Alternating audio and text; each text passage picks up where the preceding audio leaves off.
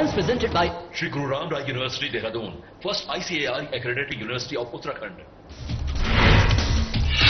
उत्तराखंड दौरे पर दिल्ली सीएम रेखा गुप्ता कल बाबा केदार और भगवान बद्री विशाल का करेंगी दर्शन। सीएम धामी ने 100 दिन का कार्यकाल पूरा होने पर रेखा गुप्ता को दी शुभकामनाएं। हरिद्वार हॉकी स्टेडियम का नहीं बदलेगा नाम, वंदना कटारिया स्पोर्ट्स स्टेडियम के नाम बदलने की चर्चा पर सीएम धामी ने लगाया विराम। कहा वंदना और मनोज युवाओं के लिए प्रेरणा स्रोत। मोरी ब्लॉक स्थित गैंचवाड़ गांव का कृषि मंत्री गणेश जोशी ने किया दौरा। स्थानीय काश्तकारी से किया सीधा संवाद। क्षेत्र में सेब के बागानों का भी किया निरीक्षण। मोरी के गैंचवाड़ गांव में विकसित कृषि संकल्प अभियान का शुभारंभ। कृषि मंत्री गणेश जोशी ने स्टॉलों को किया अवलोकन। लाभान्वित किसानों में किए गए चेक वितरण। और कोटद्वार की 100 महिलाओं में सिलाई मशीन की गई वितरित। विधानसभा अध्यक्ष ऋतु खंडूरी ने किया वितरण। महिलाओं को स्वरोजगार देना मुख्य उद्देश्य।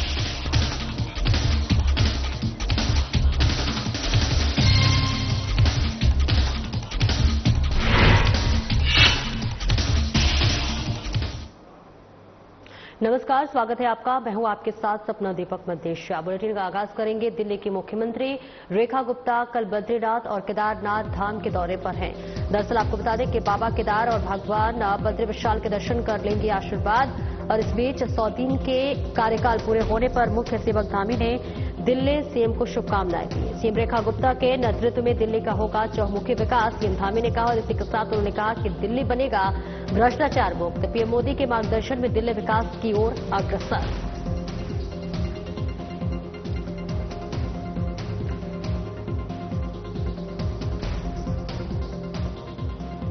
उनका वो आशीर्वाद ले रही हैं। कल बद्रीनाथ जी और केदारनाथ दोनों जगह की उनकी यात्रा है। मेरी तरफ से उनको बहुत शुभकामनाएं हैं कि उनका कार्यकाल बहुत यशस्वी हो। और दिल्ली जो लंबे समय से जिन अपेक्षाओं की दिल्ली की आवश्यकता है वो अपेक्षाएं उनके कार्यकाल में पूरी हों। और 27 सालों के बाद एक ऐसी सरकार आई है जो वहां के सर्वांगीण विकास के लिए काम करेगी। आदरणीय प्रधानमंत्री मोदी जी के मार्गदर्शन में दिल्ली को स्वच्छ दिल्ली बनाएगी, अच्छी दिल्ली बनाएगी और भ्रष्टाचार मुक्त दिल्ली बनाने का काम उन्होंने बात किया। पहले से संकल्प लेकर वो काम कर रही है। निश्चित रूप से उनके संकल्प गंगा मैया की कृपा से और यमुना महारानी की कृपा से पूरे होंगे।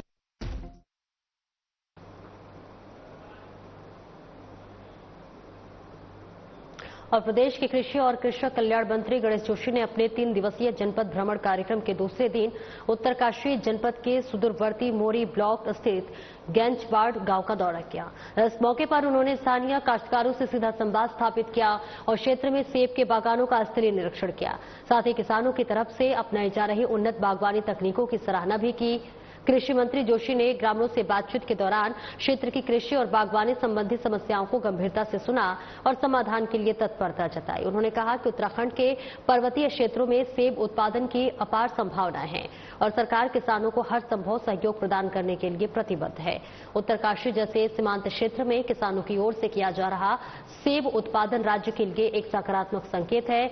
सरकार पर्वतीय कृषि को लाभकारी बनाने के लिए बागवानी, जैविक खेती और मूल्य संवर्धन की दिशा में गंभीरता से कार्य कर रही है। जल्द ही गैंचवाड़ सहित मोरी क्षेत्र में कृषि से जुड़ी आधारभूत सुविधाओं को मजबूत किया जाएगा।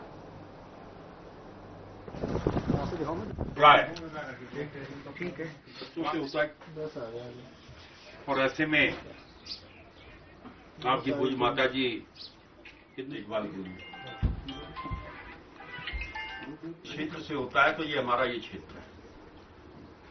बार बार हम कराएंगे। जब पूरा देश जी यहाँ पर थे तो मात्र 2 कार्यकर्ता यहाँ पर होते थे और आज एक छोटे से ब्रेक के लिए रुकेंगे, जल्द हाजिर होते हैं।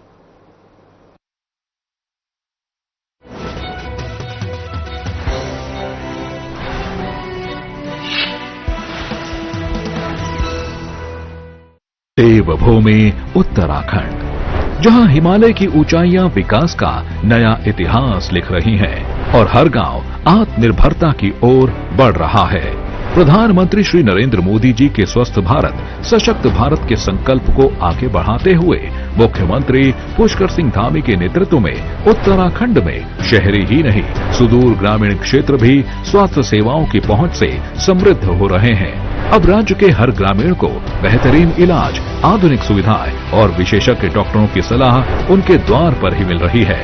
मोबाइल मेडिकल यूनिट्स, MMU और टेली मेडिसिन जैसी सुविधाओं ने उन गांवों तक स्वास्थ्य सेवाएं पहुंचाई हैं, जहां पहले इसकी कल्पना भी मुश्किल थी। पिछले 3 वर्षों में उत्तराखंड सरकार ने ये सुनिश्चित किया है कि स्वास्थ्य सुविधाएं केवल शहरों तक सीमित न रहें, बल्कि पहाड़ों के दूरस्थ गांवों तक भी आसानी से पहुंचे। इसी सोच के साथ मोबाइल मेडिकल यूनिट्स, MMU को सक्रिय किया गया, जो हर सप्ताह गांव में जाकर स्वास्थ्य सेवाएं प्रदान कर रही हैं। इसी के साथ अब ग्रामीण विशेषज्ञ डॉक्टरों से टेलीमेडिसिन के माध्यम से वीडियो कॉल पर परामर्श ले सकते हैं। इतना ही नहीं, उत्तराखंड सरकार द्वारा सभी जरूरी दवाएं निःशुल्क उपलब्ध कराई जा रही हैं, ताकि किसी को भी आर्थिक परेशानी के कारण इलाज से वंचित न रहना पड़े। आधुनिक डिजिटल डायग्नोस्टिक सुविधाओं से ब्लड टेस्ट, शुगर और BP मॉनिटरिंग जैसी महत्वपूर्ण जांचें भी गांव में ही की जा रही हैं, जबकि 500 से अधिक साप्ताहिक चिकित्सा शिविरों का आयोजन कर 50,000 से अधिक मरीज निःशुल्क इलाज से लाभान्वित हुए हैं। उत्तराखंड सरकार की यह पहल लोगों के जीवन में सुधार और विश्वास भी जगा रही है। यह राज्य के हर नागरिक को स्वस्थ, सशक्त और सुरक्षित बनाने की दिशा में एक बड़ा बदलाव है। हर गांव में स्वास्थ्य सेवाएं, हर नागरिक का सम्मान, स्वस्थ उत्तराखंड का संकल्प बढ़ा रहा देश का मान। 11 schools, infinite possibilities. From healing in hospitals to discovery in labs, from art to agriculture. This is more than a campus. This is where futures begin. Shri Guru Ram Rai University, where dreams take flight. Admissions open for 2025 batch.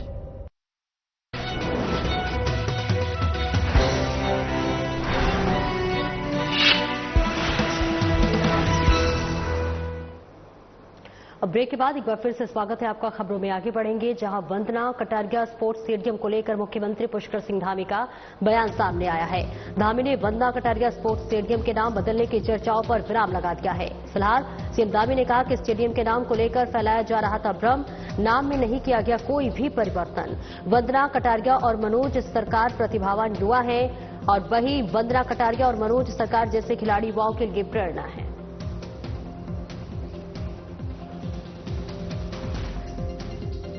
केवल भ्रम की स्थिति है। वंदना कटारिया और हमारे मनोज सरकार ऐसे लोग जिन्होंने हमारे बड़े प्रतिभावान युवा हैं, इन्होंने बहुत अच्छा काम किया है, तो उनकी नाम राज्य के अंदर लगातार जाना चाहिए। युवाओं के लिए, अन्य लोगों के लिए, खेल प्रेमियों के लिए हमेशा उनकी प्रेरणा बनी रहनी चाहिए। इसलिए कोई नाम परिवर्तन जैसा कोई विषय नहीं। कृषि और कृषक कल्याण मंत्री गणेश जोशी ने उत्तरकाशी जनपद के मोरी विकास स्थित गैंचवाड़ गांव में विकसित कृषि संकलन अभियान का शुभारंभ किया। मोरी विकासखंड के गैंचवाड़ गांव में पहली बार जब कोई मंत्री इस गांव में पहुंचे हैं। ग्रामीणों ने कृषि मंत्री जोशी का गर्मजोशी से स्वागत किया। कार्यक्रम के दौरान मंत्री गणेश जोशी ने विभिन्न विभागों की ओर से लगाए गए स्टॉलों का अवलोकन किया। इस अवसर पर मंत्री ने एप्पल मिशन योजना के अंतर्गत लाभान्वित किसानों को चेक वितरण भी किया। कृषि मंत्री गणेश जोशी ने कहा कि उत्तरकाशी जैसे पर्वतीय क्षेत्रों में सेब उत्पादन की अपार संभावना है। राज्य सरकार इसे प्राथमिकता के आधार पर विकसित कर रही है। उन्होंने कहा कि इस उद्देश्य के लिए पूरे देश में 2000 वैज्ञानिक दलों का गठन किया गया है, जो अगले 15 दिनों तक किसानों से सीधा संवाद करेंगे। साथ ही कहा कि प्रदेश स्तर पर प्रत्येक जनपद में 3 टीमों का गठन किया गया है, जो प्रतिदिन 3 कार्यक्रम आयोजित करेंगे। इन कार्यक्रमों के माध्यम से प्रतिदिन कम से कम 600 किसानों से संवाद स्थापित किया जाएगा। बात कृषि मंत्री जी ने उड़ीसा से की, उत्तराखंड के अंदर इसकी शुरुआत माननीय मुख्यमंत्री जी ने मेरे साथ गुनियाल गांव से की, और हमारे जनप्रतिनिधि, हमारे मंत्री हर ब्लॉक में जाकर इस काम को कर रहे हैं। कल मैं नैनबाग नौगांव ब्लॉक में था, आज मैं बोरी ब्लॉक में हूं, लचाण गांव में। और इस योजना का उद्देश्य जो हमारे वैज्ञानिक हैं 12 तारीख तक सब किसानों के बीच में जाएंगे और नई तकनीक से कैसे अपने उत्पाद को बढ़ाएं, किस प्रकार का बीज डालें, किस प्रकार की खाद डालें, इसकी जानकारी देंगे। और आज मैं उत्तराखंड की सबसे रिच बेल्ट रमाई घाटी में हूँ। यहाँ के किसान उन्नतिशील किसान हैं। जीरो पलायन किसी क्षेत्र से हुआ तो ये क्षेत्र है। इस अवसर पर कुछ मांगे यहाँ के किसानों ने की है। यहाँ पर फूड स्ट्रीट बनेगा, फसल जल की भी होगी और जो भी समस्या है मैंने अपने अधिकारियों से कहा है जो प्रदेश स्तर के हैं, महीने में एक दिन वो यहाँ पर बैठेंगे यहीं भी, ताकि ये हमारी जो जनता है जिसने विश्वास से हमें ये सत्ता सौंपी है उनको देहरादून न आना पड़े, इनकी समस्या का निदान यहीं पर हो जाए।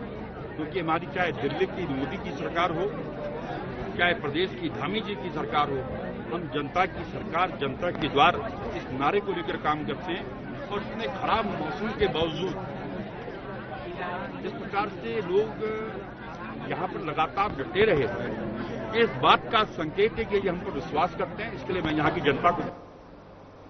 विधानसभा अध्यक्ष रितु खंडूरी ने कोटद्वार में महिलाओं को सिलाई मशीन वितरित की। उन्होंने कहा कि संस्था ने कोटद्वार की 100 महिलाओं को स्वरोजगार के लिए 100 सिलाई मशीनें भेंट करने का सराहनीय कार्य किया है।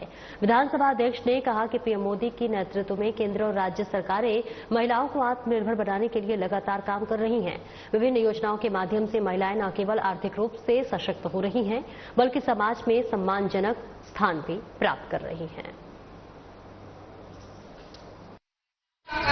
संदीप भट्ट फाउंडेशन जो कि दलाई लामा जी, जो हमारे पूज्य दलाई लामा जी हैं, उनके 90वें जन्म दिवस पर संदीप भट्ट फाउंडेशन का ये निर्णय है कि वो कोटद्वार में 100 मशीनें बांटेंगे। महिलाओं को सशक्त करने का ये बहुत ही अच्छा सुंदर मुहिम संदिग्ध हुआ है। मैं उनका आभार व्यक्त करती हूँ और मुझे बहुत प्रसन्नता है कि उन्होंने कोटद्वार को चुना, वो भी हमारे पहाड़ के हैं, पिथौरागढ़ से।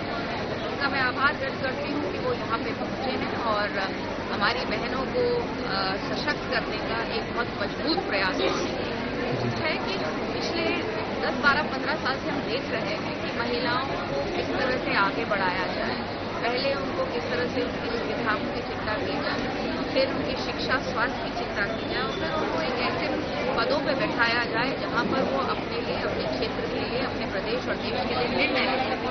ऐसा संस्कार आदरणीय प्रधानमंत्री जी लगातार देश में देते आ रहे हैं और आप जैसे देख भी रहे हैं। मैं पहली विधानसभा अध्यक्ष उत्तराखंड की हूँ, दूसरी बार की विधायक हूँ और इतना जिम्मेदारी का पद मुझे दिया गया।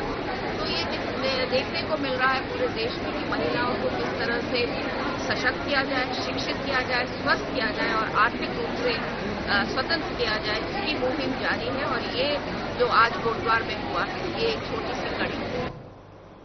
छोटे से ब्रेक के लिए रुकेंगे, जल्द लौटते हैं।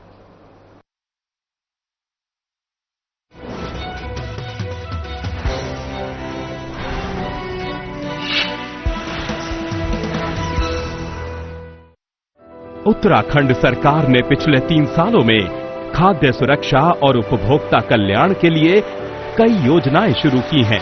मुख्यमंत्री पुष्कर सिंह धामी के नेतृत्व में विभाग ने सार्वजनिक वितरण प्रणाली को सशक्त किया, जिससे राज्य के प्रत्येक जरूरतमंद नागरिक तक खाद्यान्न और ऊर्जा पहुंचाने की प्रक्रिया आसान और पारदर्शी हुई है।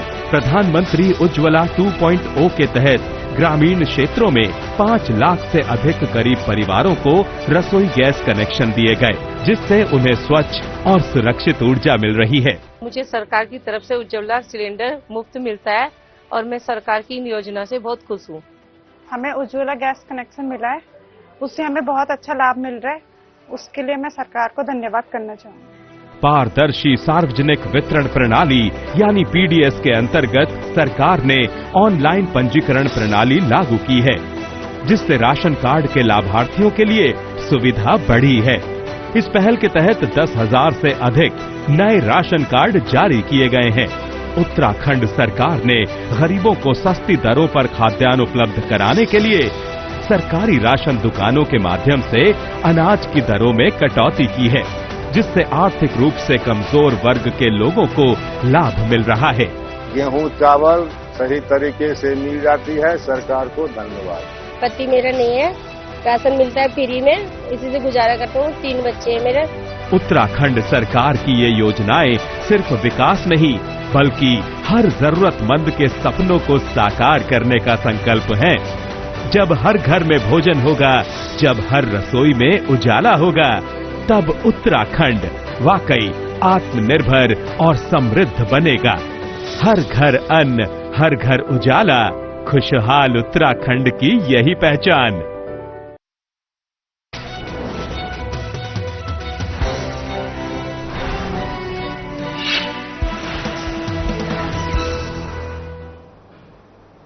और ब्रेक के बाद एक बार फिर से स्वागत है आपका। खबरों में आगे बढ़ेंगे। राजधानी देहरादून के पटेल नगर थाना क्षेत्र अंतर्गत एक स्कूल के हॉस्टल में शर्मनाक वारदात हुई।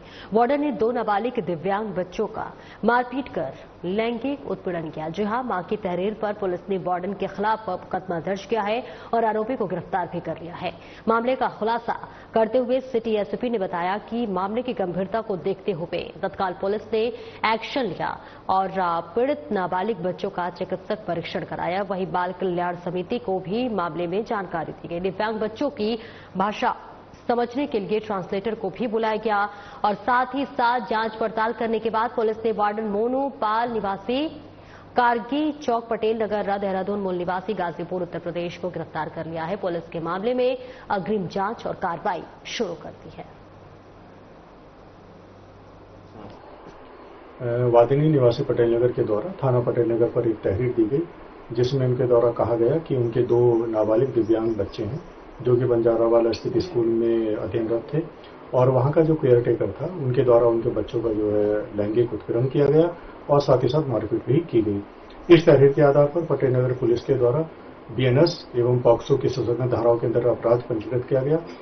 घटना की संवेदनशीलता के दृष्टिगत वरिष्ठ पुलिस अधीक्षक महोदय के द्वारा घटना के अनावरण के निर्देश दिए गए, जिसके क्रम में पुलिस के द्वारा कार्रवाई करते हुए मौका वारदात से डीवीआर एवं सीसीटीवी फुटेज को हासिल किया गया। साथ ही साथ जो चाइल्ड वेलफेयर कमेटी है उसको भी इन्वॉल्व किया गया। उनके द्वारा ट्रांसलेटर की मदद से बच्चों के बयानांकित किए गए, वादिनी के बयानांकित किए गए और साथ ही साथ दिव्यांग बच्चों का मेडिकल परीक्षण भी कराया गया। इसके उपरांत इन साक्ष्य संकलन के उपरांत जो अभियुक्त इसमें नामजद था उसको जो है हिरासत में लिया गया। हिरासत में लेकर उससे पूछताछ की गई और बाद पूछताछ उनको तो गिरफ्तार कर मान्य न्यायालय में पेश किया जा रहा है और साथ ही साथ इसमें जो अग्रिम वैधानिक कार्रवाई है वो अतिशीघ्र पुलिस के द्वारा की जा रही है।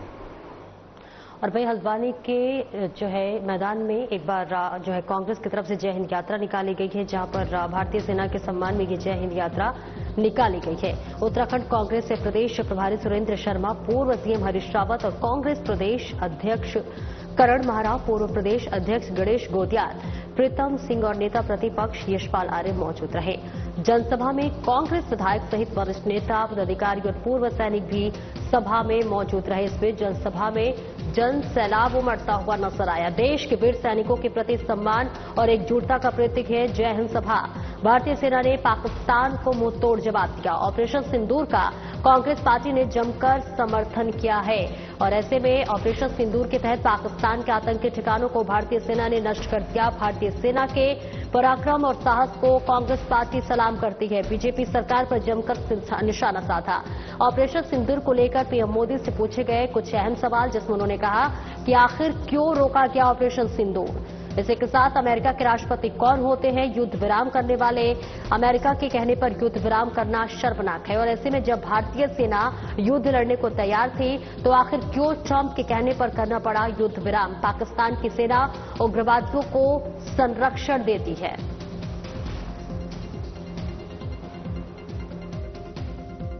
की घोषणा कौन करता है? कौन करता है? ट्रंप साहब अचानक सीज फायर की घोषणा हो गई और ट्रंप ने करी। अमेरिका का राष्ट्रपति करता है और एक बार नहीं करता है, 7 से 8 बार अब तक वो कह चुके हैं कि व्यापारिक कारणों से हमने ये किया और आज तक भी इस देश से कोई प्रधानमंत्री की तरफ से जवाब नहीं आया कि नहीं हमने किया। तो सवाल उठते हैं, सवाल तो पूछने पड़ेंगे इस सरकार कि जब जब कांग्रेस की सरकार रही है, कांग्रेस की सरकार ने एक नारा दिया जय जवान जय किसान का और उस नारे में ये कहा कि अगर देश के अंदर किसान खुशहाल है और सीमा पर जवान खुशहाल है तो तभी हमारा देश खुशहाल हो सकता है। और आज बात करें ऑपरेशन सिंदूर की तो हम सलाम करते हैं अपनी भारतीय सेना को बड़ा साफ है। पाकिस्तान से जब भी जंग हुई, भारत ने अपने टर्म से सरेंडर करवाया या उनको हराया, उनके घुटने घिसवा दिए। 1948 की अगर मैं बात करूं, जब पाकिस्तानी रेडर्स ने कोशिश करी श्रीनगर पे कब्जा करने की, तब भारत की सेना, वायुसेना ने मुंह तोड़ जवाब दिया और श्रीनगर को और कश्मीर को अपना हिस्सा बना दिया। 65 में जनरल अयूब खान। और उत्तराखंड से हमारे ब्यूरो चीफ कमल शर्मा हमारे साथ जुड़ रहे हैं। कमल, देखिए, जय हिंद सभा के जरिए कांग्रेस ने बीजेपी पर निशाना साधा है। सवाल यह है, जब बात देश में आंतरिक सुरक्षा की हो, जब सेना के शौर्य की बात हो, तो क्या इस तरह के मसलों पर राजनीति करना, क्या ये ओछी राजनीति नहीं है? किस तरह की मानसिकता है इन लोगों की? हाँ, सपना कहें तो राजनीति कहें तो लगातार हो रही है, चाहे वो हम बोले भारतीय जनता पार्टी, चाहे वो कांग्रेस, दोनों ही अब एक दूसरे पर आरोप भी लगा रही है और सिंदूर को लेकर राजनीति कर रही है। और वहीं सेना की द्वारा की गई कार्रवाई को दोनों ही पार्टियां सैल्यूट कर रही हैं, सलाम कर रही हैं कि उनके शौर्य को सलाम कर रही है कि जिन्होंने 2 ही दिन में पाकिस्तान को घुटने टेकने को मजबूर कर दिया। और उन्होंने कहा कि इस लड़ाई में पूरा भारतवर्ष की जनसंख्या, सारे पॉलिटिकल पार्टी एक खड़े थे। लेकिन अब कहीं ना कहीं अब चीजें बड़ी निकल के आ रही हैं। हम देख रहे हैं कि लगातार कहीं जब ये सीज फायर रुका था, तो उसमें कहीं ना कहीं ट्रंप की एक संदिग्ध घूमना दिखाई दी थी, जिन्होंने ट्वीट करके जानकारी भी दी थी। फिर और कई चीजें आ गई, तो उसके बाद विपक्षी दलों ने लगातार उन्हें कहा कि विशेष सत्र भी बुलाना चाहिए। तो कई चीजें निकल के आ रही हैं। तो वो भारतीय जनता पार्टी जगह जगह जाके सिंदूर के बारे में जो सभाएं कर रही हैं, रैलियां निकाल रही हैं, वही अब कांग्रेस ने भी उसका जवाब दिया। कहीं ना कहीं इसका राजनीतिक थोड़ा जुड़ हो चुका है। जय हिंद सभा यहाँ पर की गई है, आर्मी, भारतीय सेना को सलाम किया गया, लेकिन कहीं ना कहीं भारतीय जनता पार्टी पर भी पीछे प्रहार किए गए हैं कि क्यों इसको राजनीतिकरण किया जा रहा है। और कई चीजों को लेकर, चाहे वो ट्रंप का मामला हो कि उन्होंने जो बताया जा रहा है कि ट्रंप ने कहीं ना कहीं इसमें अपनी अहम भूमिका निभाई है ऑपरेशन, तो कई ऐसी चीजें निकल के आ रही है जिसके जरिए अब दोनों पार्टियां एक दूसरे पर बड़े आरोप। इससे पहले भी कई बार सवाल उठाया जा चुका है। पुलवामा हमले के बाद भी जब बालाकोट एयर स्ट्राइक हुआ, उस समय भी जो है सरकार से इसके सबूत मांगे गए थे। और ऐसे में सबसे बड़ी बात यह है कि देखिए, जब देश में ऐसे हालात हो तो सभी को एकजुट होकर सेना के शौर्य का समर्थन करना चाहिए। फिलहाल मेरे साथ इस बुलेटिन में इतना ही। नमस्कार।